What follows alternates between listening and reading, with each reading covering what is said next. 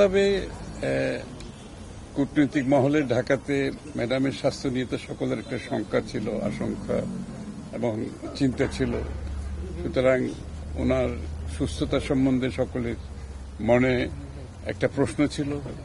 তো যেহেতু ম্যাডাম আজকে একটি পর্যায়ে উনি দেখাশোনা করতে পারছেন কূটনীতিকদের সাথে, আর দেশে একটা পরিবেশ সৃষ্টি হয়েছে। সবচেয়ে বড় কথা হচ্ছে বাংলাদেশে একটা মুক্ত পরিবেশ সৃষ্টি হয়েছে, যেখানে কূটনীতিকরাও মুক্তভাবে চলাফেরা করতে পারছে এবং তারা তাদের কাজগুলো করতে পারছে উইদাউট সরকারের প্রেশার বিভিন্নভাবে, যেটা আজকে সেখান থেকে আমরা মুক্ত হয়েছি। আর ম্যাডামের শরীর স্বাভাবিকভাবে, ওদের প্রধান বিষয়টা ছিল ম্যাডামের শরীর কেমন আছে, ভালো আছে কিনা, উনি কি বাইরে চিকিৎসার জন্য যাওয়ার জন্য ওনার শারীরিকভাবে ওনার প্রস্তুতি আছে কিনা, ঠিক আছে কিনা।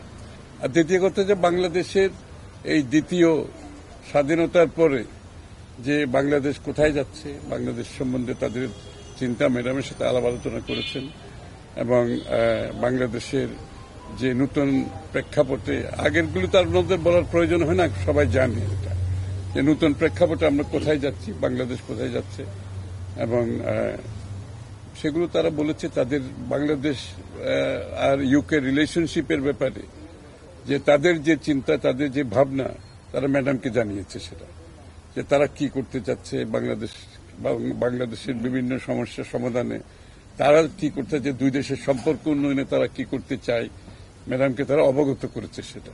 খসরু ভাই, এখানে একটা প্রশ্ন ছিল যে যেহেতু ম্যাডামের স্বাস্থ্যের অবস্থা জানতে এসেছিলেন, তার স্বাস্থ্যের অবস্থা এখন কেমন আছে এবং তিনি কি বিদেশ যাওয়ার মতো প্রস্তুতি আছে কিনা একটু জানতে চাই। এটা যাই ভাই, তোমার কাছে আসো, এখানে আসো।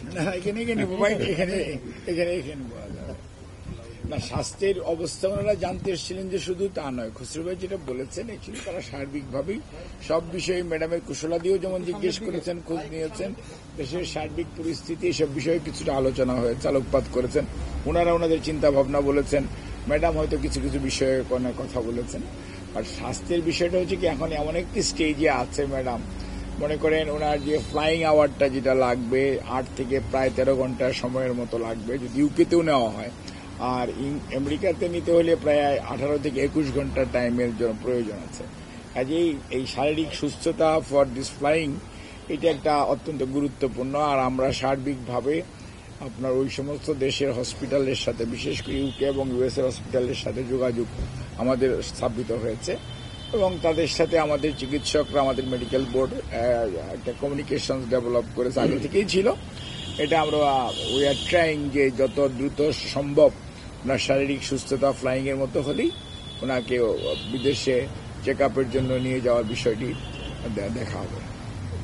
একটা জিনিস ম্যাডাম অনুরোধ করেছে যে বাংলাদেশ ইউকে সম্পর্ক আরো শক্তিশালী করার জন্য আগামী দিনে দুই দেশের মানুষের মধ্যে পিপল টু পিপল রিলেশনশিপ এবং দুই দেশের অর্থনৈতিক, সাংস্কৃতিক প্রতিটি ক্ষেত্রে যাতে আরো উন্নততর অবস্থায় যেতে পারে, ম্যাডাম তাদেরকে অনুরোধ করেছেন।